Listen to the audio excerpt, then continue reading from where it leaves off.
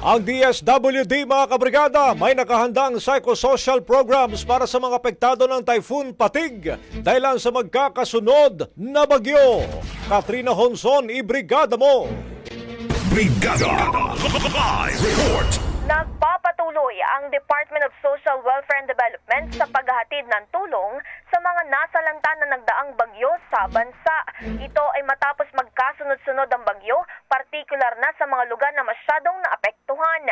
Sa panayam na Brigada News FM Manila kay DSWD spokesperson, Assistant Secretary Irene Dumlao, sinabi nitong maliban sa mga family food packs at iba pang ayuda, mayroon ding nakahandang psychosocial programs para sa mga apektado ng Typhoon Patig.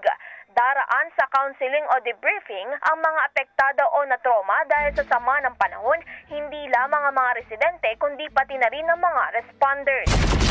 Pagsasagawa ng PFA o psychosocial first aid, Opo. ito yung nagsasagawa tayo ng debriefing, counseling para sa mga kababayan natin who may have experienced trauma as a result of the numerous disasters or emergencies that they have experienced.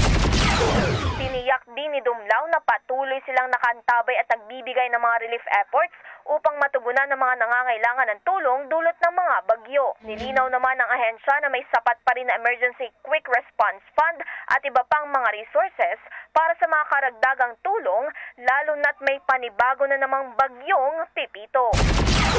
So with that, we are able to procure additional welfare goods that will be used for the production of our family food packs. In the heart of changing lives, ito si Brigada Katrina Honson ng 105.1 Brigada News FM Manila, the Music and News Authority. Brigada Balita Nationwide sa tanghali.